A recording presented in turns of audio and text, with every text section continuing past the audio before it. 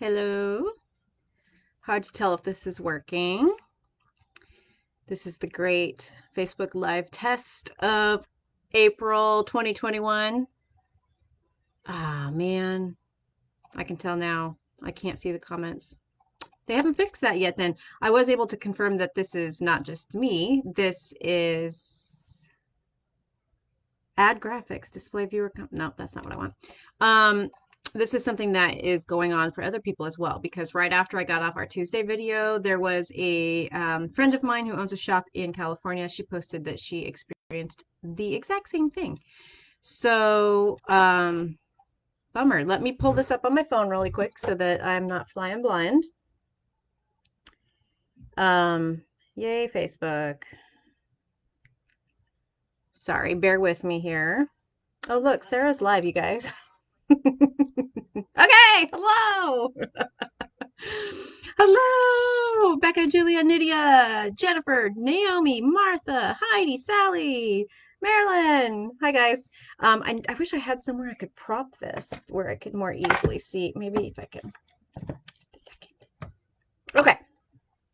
I can kind of see the comments now down here in the corner of my eye, and that makes it all the better because then I can actually see.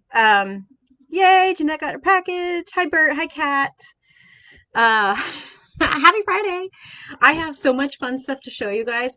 I have packed my office and I am going to play Mr. Rogers, and I'm going to put on two other sweaters different from this. I'm not going to put them on top of this. I'm going to change like Mr. Rogers changes, um, into a new cardigan. So I can show you all my new sweaters. One second. I'm gonna have a sip of my coffee. I have figured out how to knock off Starbucks. This is new drink. It's the oat milk shaken espresso and brown sugar oat milk shaken espresso. It's so good. We discovered it on our big road trip, and of course, there's a nationwide oat milk shortage happening right now.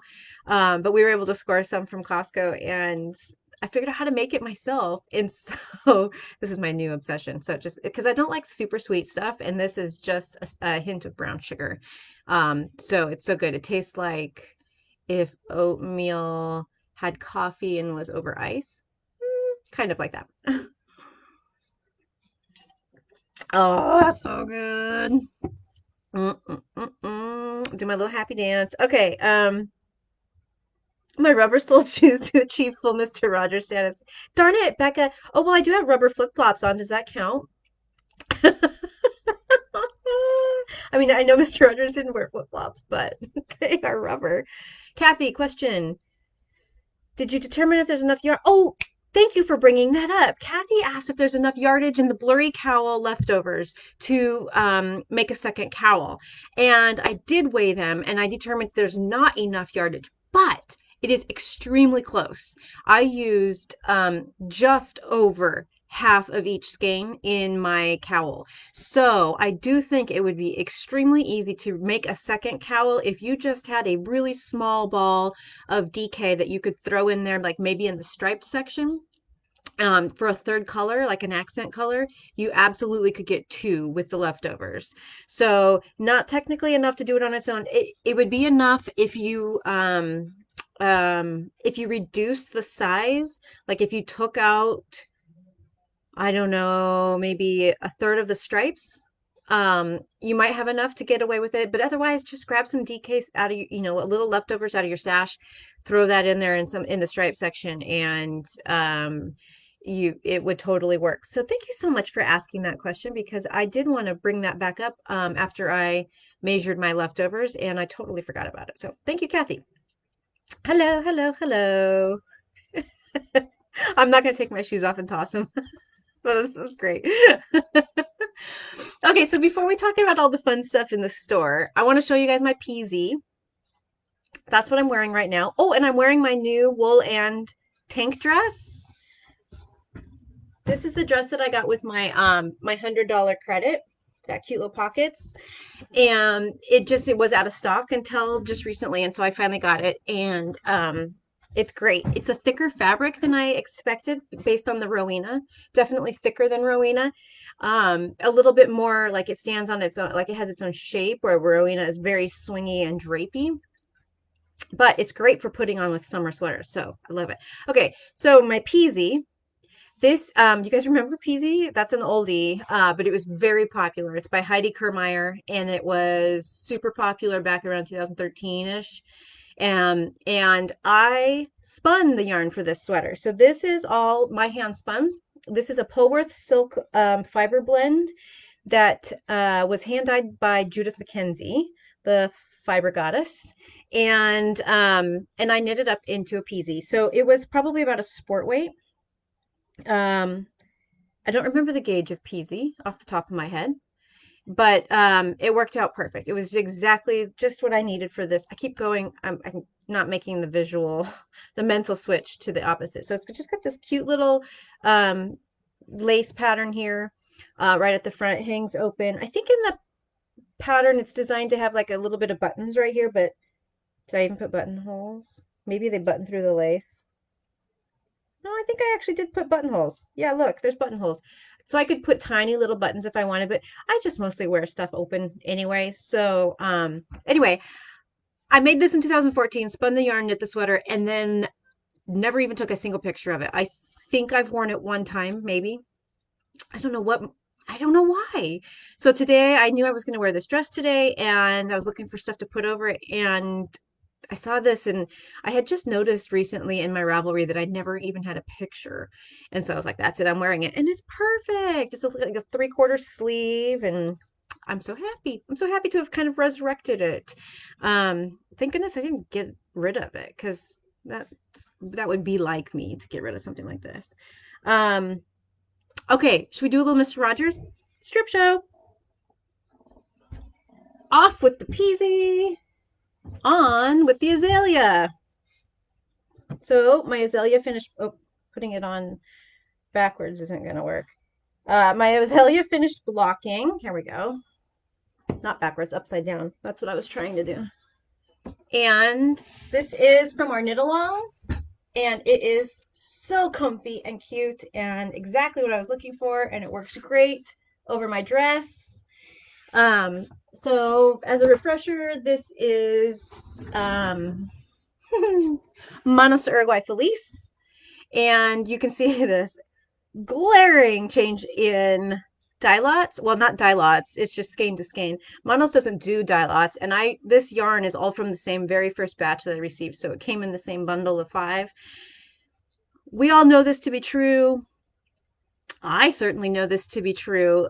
Down in here, I switched skeins and you can't tell at all. And so, in my own hubris, I was like, oh, look, I am not going to have a problem with this. And then I got to this, and I knew I was only going to need this last skein. And so I had to live with it. It's the skein that was wound. I wasn't going to just forfeit a wound skein to get another one out of inventory and hope that it matched better. It is what it is. So c'est la vie.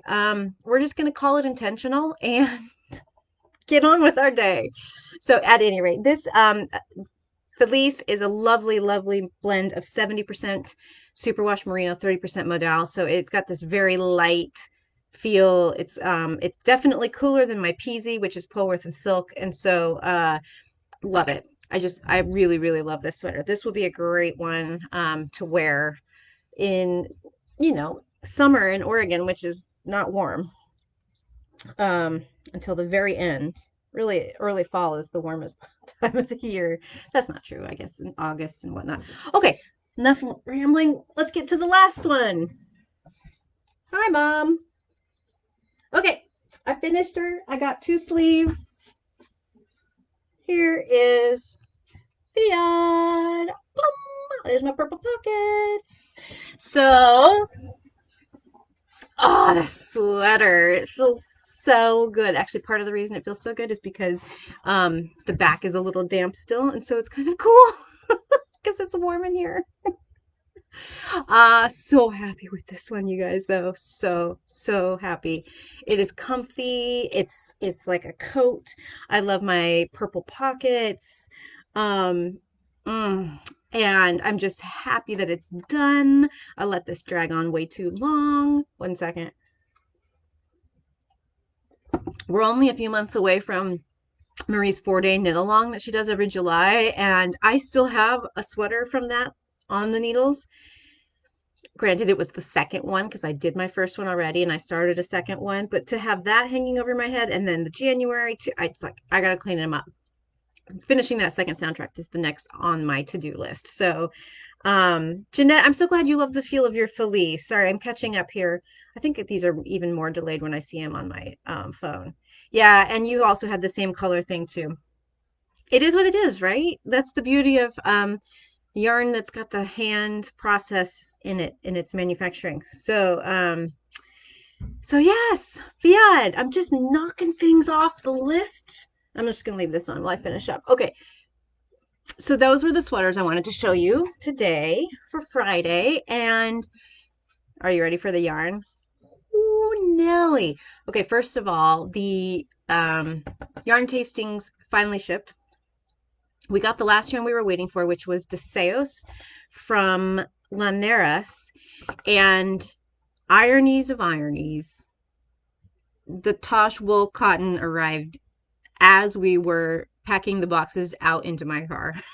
So the yarn that we dropped out of the tasting because it wasn't going to be here in time actually arrived the day that we shipped. It was too late to try to split skeins and put them in, but I was just like, oh, go figure, right? Of course this is happening. Okay, so we'll start with the Deseos. This is from La Neras. That's the company in Uruguay that used to make the mill that used to make the Malabrigo yarns. Now they make their own yarns, and then they have family, the owners in San Diego, who are dyeing the base natural bases. Okay, so this is DK. There's some beauties here, you guys, some absolute beauties. And I got a nice spring palette. So there's 4. Let's see, how am I gonna do this? I'm gonna make such a mess. Here's a couple more. And then here's the last. So we have 10 colors. Aren't these just amazing? So just as a refresher, if you don't remember the last time when I showed you the Linares, they used the special 4-ply technique where the 4th ply is spun. Oh, pretty! It's spun in the opposite direction so that it's got extra twist on it when all the plies are coming together into the yarn. That gives it extra strength. So even though this is all wool, it's a blend of 50% Polworth and 50% Corriedale. Today's a Polworth kind of day, apparently. You get a little extra strength, almost as if you had like 10% nylon in there because of that 1 ply that's going. It also makes the color almost a little bit marled.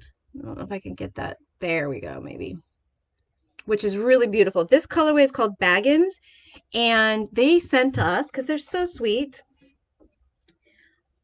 this V-neck by Hohi. This is one of Hohi's patterns here, and they did this V-neck up in Baggins, this colorway, and it is absolutely beautiful. This would make the most beautiful fall project. Or if you started now, you'd be finished to wear it in time for fall. So that was the Linares. That's DK, 215 yards to 100 grams.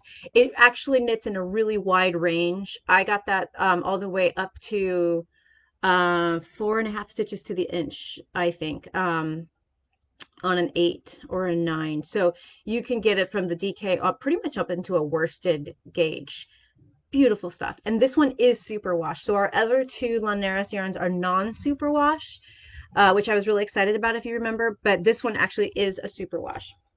All right. That was our first show and tell. Ooh. You ready for number 2?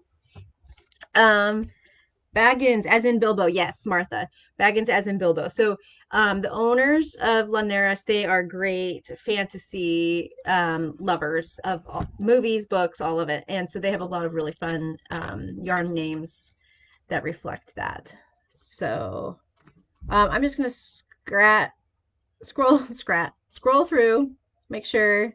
I know, the purples. Yes. Oh, Patty, you already got your tasting. That's fast. Okay. Oops. Oh, man. Just a sec. Sorry, guys. I lost the little prop. There we go. Okay. Okay, so now this isn't a new yarn, but we got 11 new colors. So they basically doubled their color range in one fell swoop. This is Amble from the Fiber Company. And Amble is the Easy Care Alpaca Blend sock yarn that they've created that is very earth friendly. It uses recycled nylon that's being reclaimed out of the garment industry. Easy Care Alpaca. You can read all about it. We have the whole description in our Amble product description on our website. But I wonder if I can grab this all at once because the bundle itself is amazing. So the first palette they released of Amble was kind of very fall and winter, um, kind of deep, rich, very saturated, slightly darker colorways. And this is definitely like the bright summer answer to all of those. So we've got like purples and reds and this very bright, happy gold and this kind of this like a pinky red and lots of great blues. They didn't have any true blues. They had a lot of colors that were like blue green. And so we've got both, like, look at all three of these blues. Amazing. Amazing. And then this is a beautiful aqua. Holy smokes. This yarn feels so good, you guys. So good.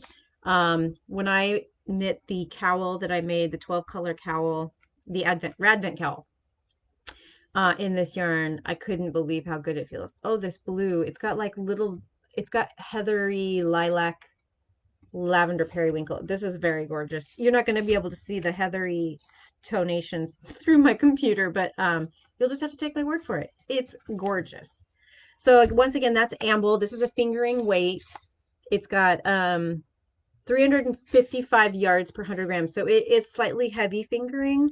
So it probably would fill a sport weight niche very well, and it would make a beautiful sweater. Beautiful. And I'm not talking about a sweater on size 2 needles. I'm talking about like on size 6 needles at 6 stitches to the inch or 5 3/4 stitches. Are you ready for the last one? We've been waiting. We've been waiting for so long, and the Tosh wool cotton is here, and holy smokes, it's stunning. Stunning, I tell you. Okay, I'm going to show y'all the colors. Oh, be still my heart. We have here Grasshopper and Celadon. So beautiful. I really just wish you could all come in here and see these on the wall together because they look so nice hanging all together. Stephanie, I did start one of the shawls. She just asked if I started one of the shawls from Tuesday, and I have it here, so I'll show you right after I'm done with this. So let's see here now. We've got the antlers, the kind of the classic cream. Oops, I grabbed 2 Celadons. Antler, and look at how tart came out. This is their classic really good red, and it is so nice looking on this wool cotton base. Antler, tart, and turn, which is gray. And oh man, saffron, which is kind of this beautiful copper color, and winter wheat, which is like a light gold. Coquette dew, can't see, I've covered up the name. Oh, medieval, the purple right here, and then deep is the blue. This yarn, you guys, it is absolutely beautiful. Let me grab the whole kit and caboodle. See if I can't get it in one. And that palette, it looks so nice together. So this yarn, the Tosh wool cotton, is DK. It's 220 yards per 100 grams. The gauge is 5 to 5.5 stitches to the inch on a 6 or a 7. So boom.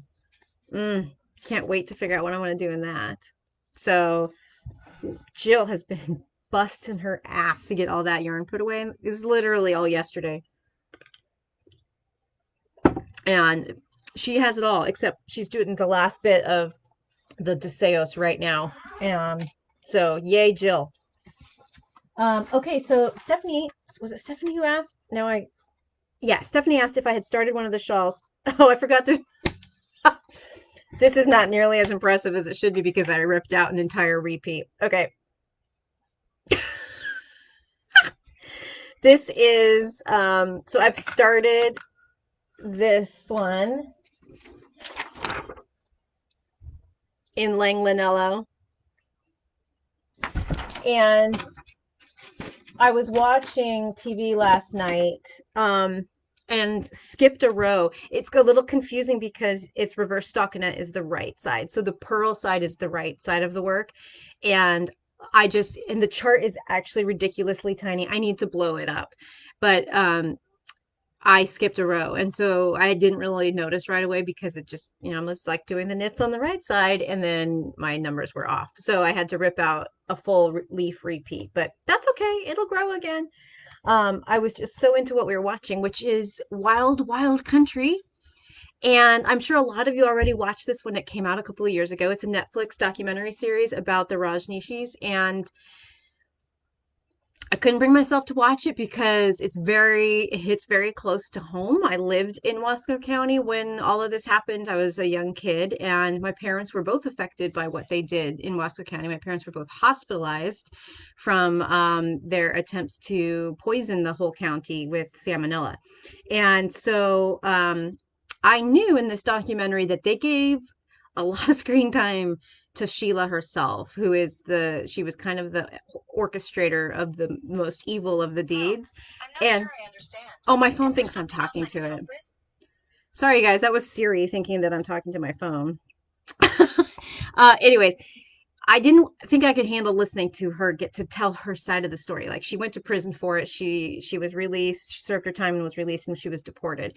But um, a lot of people told me who watched it that it's okay, and she does tell her side of the story, but by the end it's very clear who was doing the bad parts and that who the bad guys were. And so Jason and I finally decided we'd give it a try. So holy crap, it's really amazing to reconcile what you're learning in the documentary with the memories you have as a kid of what you experienced during that. And then also a lot of the stuff that we didn't even know happened. So I'm sure mom, you and dad need to watch this, I think.